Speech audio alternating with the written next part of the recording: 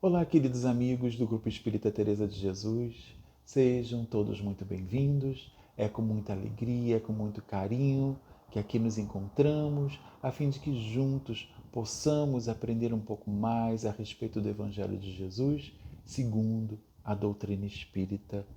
Então, que esses ensinamentos de luz possam iluminar as nossas consciências, fazendo com que despertemos para aquilo que efetivamente importa, que é a nossa melhora, que é a nossa transformação.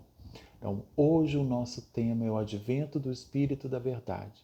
Mas, antes de atentarmos ao tema, faremos a leitura de uma página, visando o nosso preparo, a nossa harmonização. E a mensagem inicial escolhida hoje é do livro O Espírito da Verdade. É uma psicografia, de Valdo Vieira e do Chico Xavier, por autores diversos. A mensagem escolhida é a 55. E assim falou Jesus. Ela está baseada justamente no capítulo 6 do Evangelho segundo o Espiritismo, no item 1. E ela diz assim: Disse o Mestre, buscai e achareis. Mesmo nos céus, você pode fixar a atenção na sombra da nuvem ou no brilho da estrela. Afirmou o Senhor, cada árvore é conhecida pelos frutos. Alimentar-se com a laranja ou intoxicar-se com a pimenta é problema seu. Proclamou o Cristo, orai e vigiai, para não entrardes em tentação, porque o espírito, em verdade, está pronto, mas a carne é fraca. O espírito é o futuro e a vitória final, mas a carne é o nosso próprio passado, repleto de compromissos e tentações. Ensinou o mentor divino: não condeneis e não sereis condenados. Não critique o próximo, para que o próximo não critique a você. Falou Jesus: quem se propõe a conservar a própria vida, perdê-la-á. Quando o arado descansa, além do tempo justo, encontra a ferrugem que o desgasta. Disse o Mestre: não vale para o homem ganhar o mundo inteiro, se perder a sua alma. A criatura faminta de posses e riquezas materiais, sem trabalho e sem proveito, assemelha-se de algum modo à pulga que desejasse reter um cão para si só. Afirmou o Senhor: não é o que entra pela boca que contamina o homem. A pessoa de juízo só come o razoável para o rendimento da vida, mas os loucos ingerem substâncias desnecessárias para o rendimento da morte. Ensinou o mentor divino: andai enquanto tendes luz. O corpo é a máquina para a viagem do progresso e todo o relaxamento corre por conta do maquinista. Proclamou o Cristo: orai pelos que vos perseguem e caluniam. Interessar-se pelo material dos caluniadores é o mesmo que se adornar você, deliberadamente, com uma lata de lixo. Falou Jesus: cada um será concedido segundo as próprias obras. Não se preocupe com os outros, a não ser para ajudá-los, pois que a lei de Deus não conhece você pelo que você observa, mas simplesmente através daquilo que você faz. Essa é uma mensagem do autor espiritual André Luiz, do livro Espírito da Verdade, numa psicografia de Valdo Vieira e de Chico Xavier. Então, queridos irmãos, nesse instante, convido a todos vocês de unir os nossos corações, elevar nossos pensamentos, aqueles que assim desejarem, fechar os seus olhos, fiquem à vontade. E vamos rogar ao Pai que seja conosco nesse instante, a fim de que possamos aproveitar tudo aquilo que será trazido para cada um de nós diante dessas reflexões, diante deste Evangelho de luz. Que Ele possa iluminar os nossos passos, inspirar as nossas decisões, para que elas sejam mais saudáveis e benéficas, não só para nós, mas para todos aqueles que estão ao nosso redor. Sê conosco, Pai amado, hoje, agora e sempre, que assim seja, graças a Deus. Então, queridos irmãos, hoje o nosso estudo é o advento do Espírito da Verdade. Ele está lá no Evangelho segundo o Espiritismo, no seu capítulo 6, os itens de 5 a 8. E a gente começa falando e pensando, refletindo um pouco, na verdade, sobre a passagem de Jesus pelo orbe terrestre, que representou para a humanidade um divisor de águas. Tanto é que a história da humanidade é dividida em antes e depois do Cristo.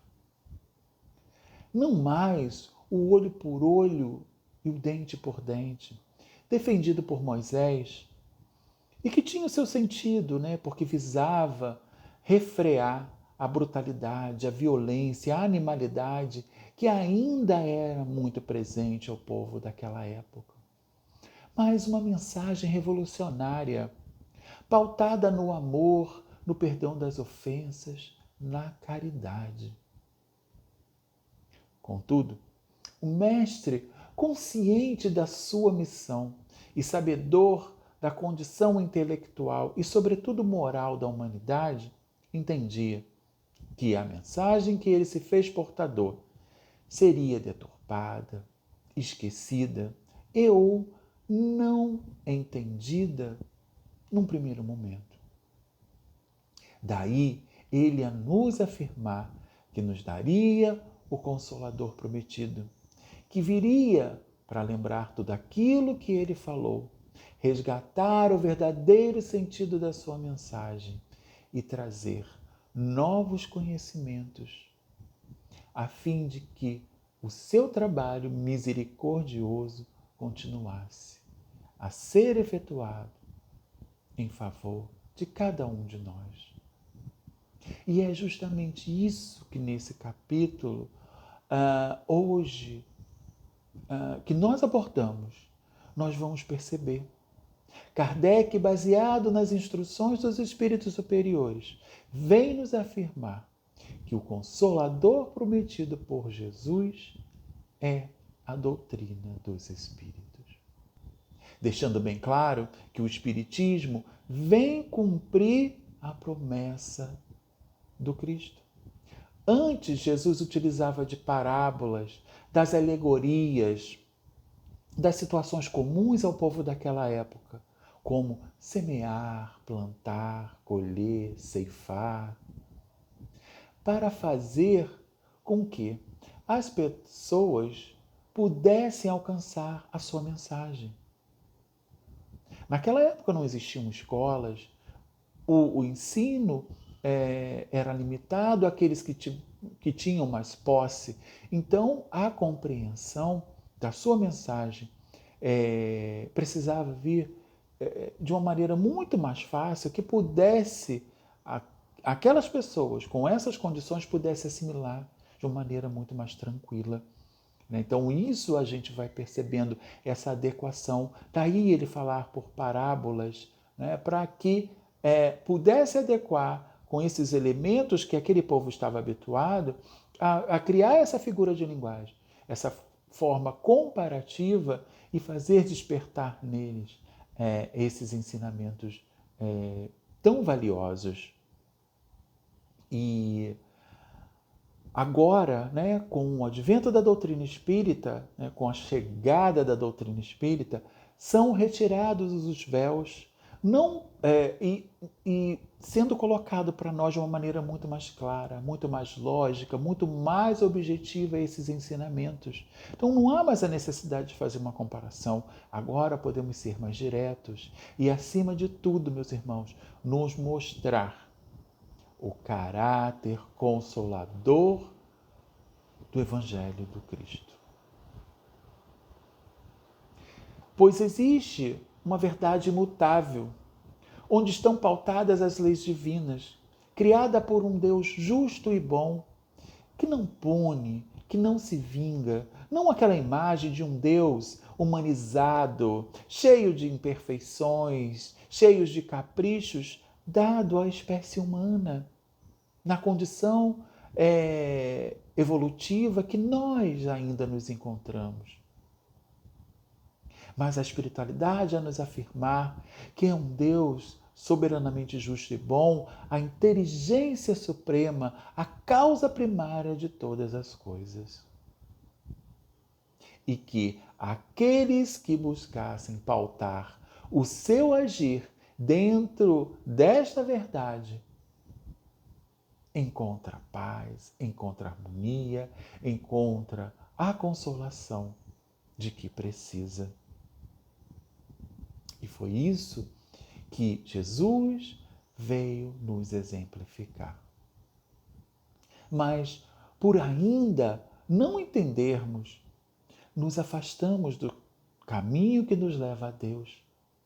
Acreditando ser longo e cheio de sacrifícios, buscamos os atalhos ilusórios.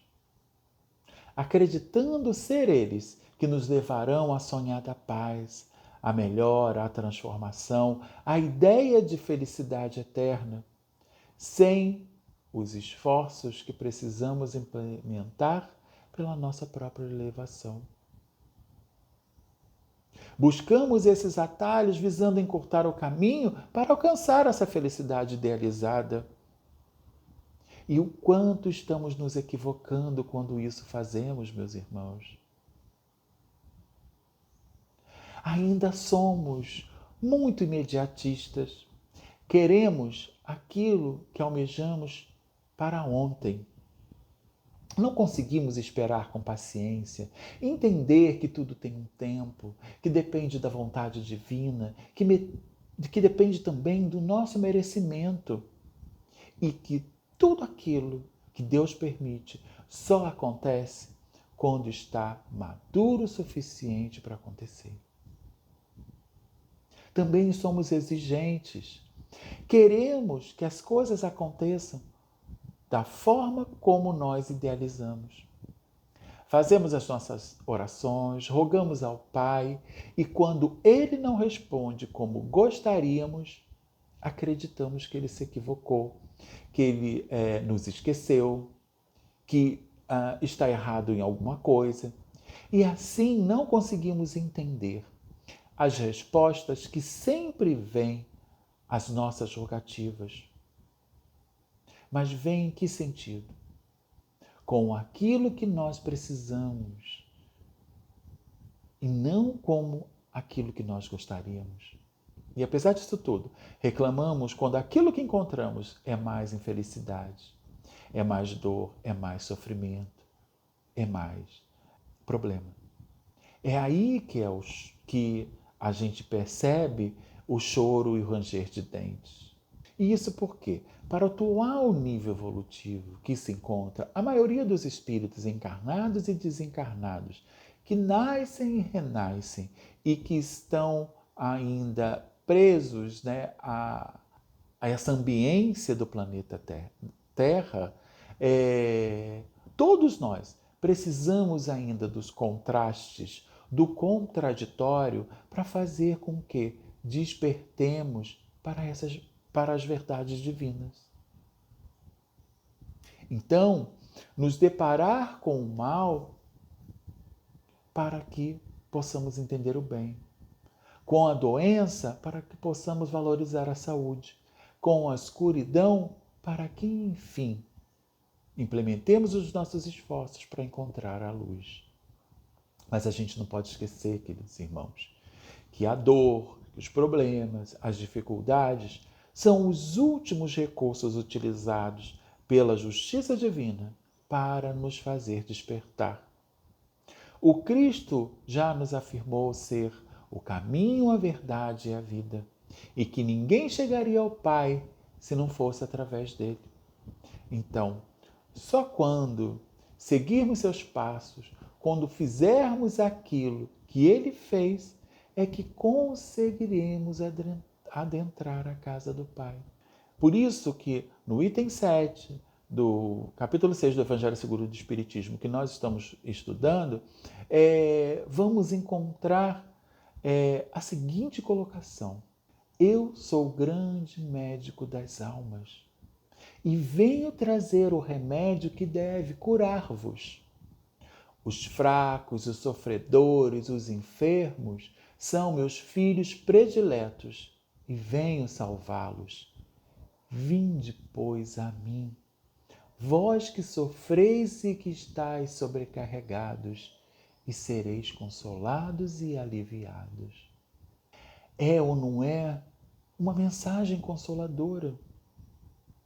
E é isso que a gente precisa entender, meus irmãos. A doutrina espírita vem trazer e desmistificar todas essas lições que o Mestre nos deixou, a fim de que possamos perceber a intensidade, a profundidade com que ela possa tocar os nossos corações, quando nós assim permitirmos. Jesus continua de braços acolhedores, abertos a nos dizer: vinde a mim, eis-me aqui, por que me chamaste? Mas como nós estamos respondendo ao chamado do querido Mestre Jesus?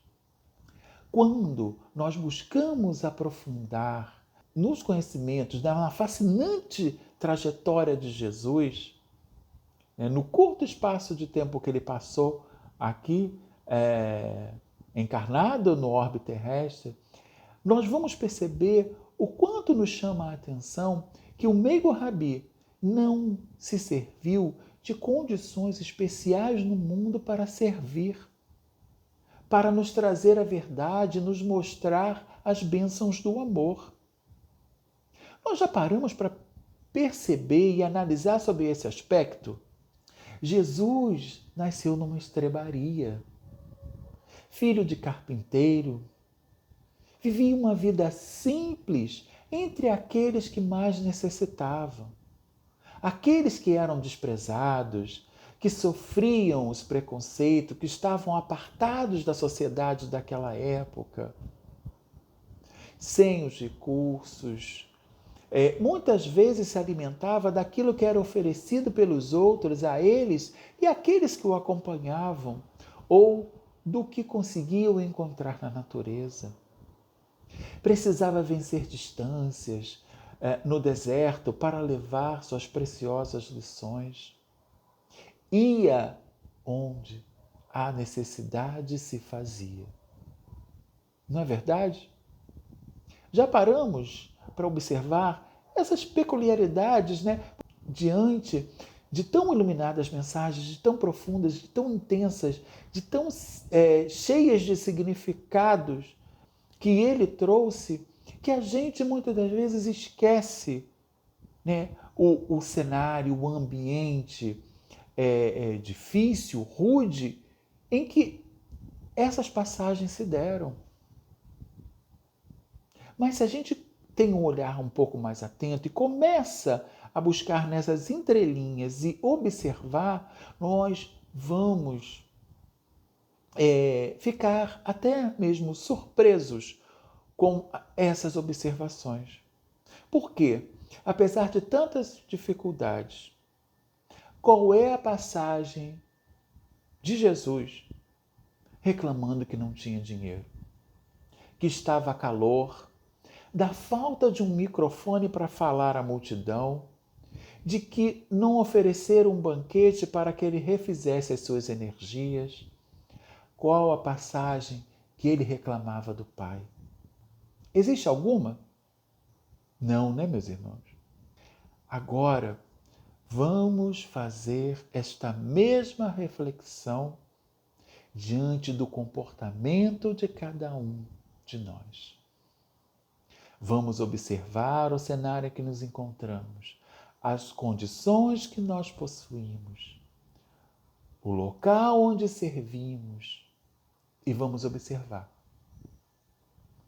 que nós continuamos adiando o trabalho no bem. empurrando com a barriga, deixando para depois, dando diferentes desculpas.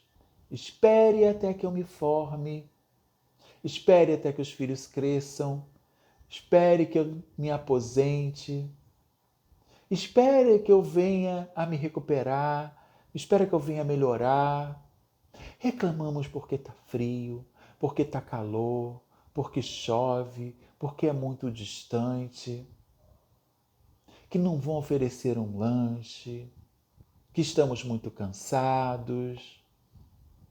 E com isso, meus irmãos, vamos deixando para depois o trabalho no bem, a nossa melhora, o auxílio àqueles que precisam e têm uma urgência maior do que a nossa própria urgência.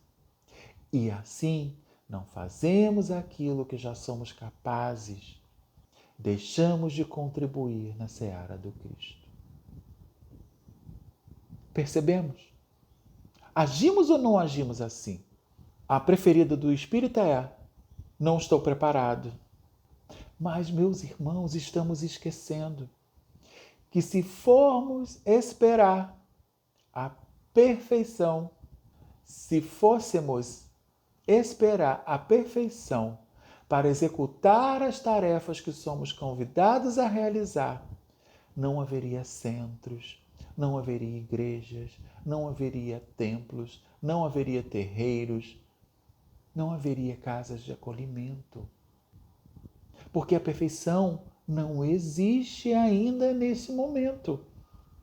E aqueles que já atingiram um grau evolutivo maior não dão as desculpas, não se ausentam do trabalho que precisam realizar, da tarefa que precisam cumprir. Assim, se já temos o mínimo de recursos, já possuímos muito mais do que Jesus possuía naquela época. Percebemos? Paramos para fazer essa comparação, mas nós, os seres especiais da criação, continuamos a exigir, a impor as nossas condições para realizar a tarefa dentro da casa espírita, a escolher o trabalho de mais destaque. Quem aparece para fazer a limpeza? Para cortar o legume da sopa? Para distribuir a sopa? Surge uma vaga no grupo mediúnico, o que acontece? A fila está grande, não é? Percebemos? E aí, meus irmãos, sirvamos aonde nós somos chamados a servir. Não vamos deixar para depois, porque pode ser que nós não tenhamos mais tempo. E aí a oportunidade passa. Somos dotados de recursos e talentos que precisam ser mobilizados para que a nossa missão, aquilo que nós programamos lá no nosso planejamento reencarnatório, possa ser cumprido agora.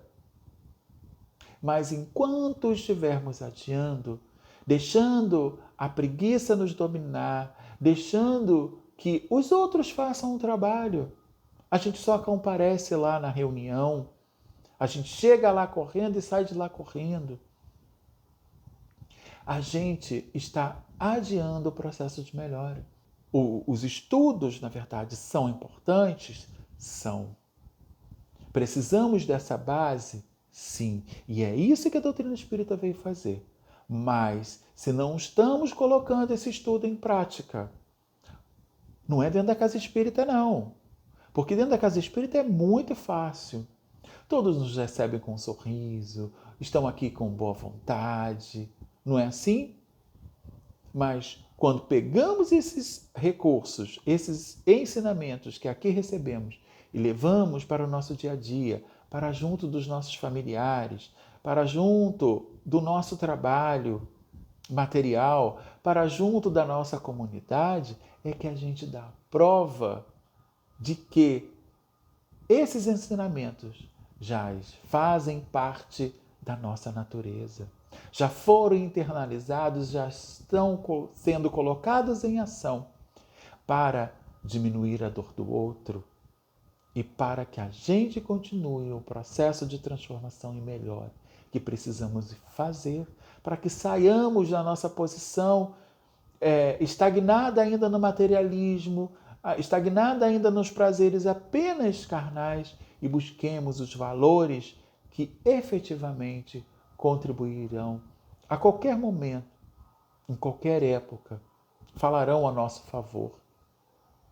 E a gente ainda não se apercebeu disso e continuamos repetindo os erros, continuamos deixando para depois, adiando a tarefa de melhora e de transformação. Alcançaremos, sim, a plenitude, mas quanto tempo vai demorar? Percebemos, então vamos fazer hoje, vamos abraçar hoje, porque essas ferramentas estão aqui colocadas. Então, muito se pedirá aquele que muito recebeu. Então, para nós espíritas, que já temos esse conhecimento, não conseguiremos mais dar a desculpa de que não sabíamos.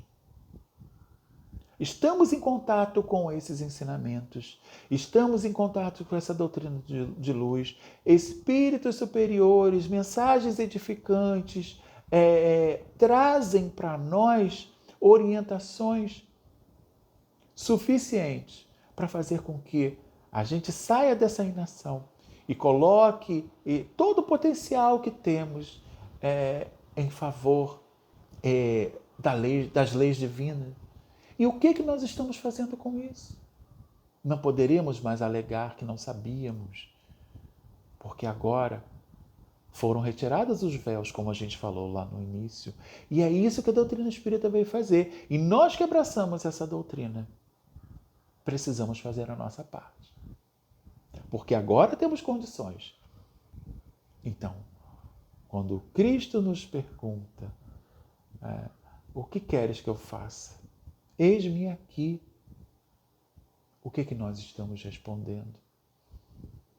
Queremos só o alívio das dores, dos problemas e das dificuldades? Ou queremos a nossa melhora, a nossa transformação?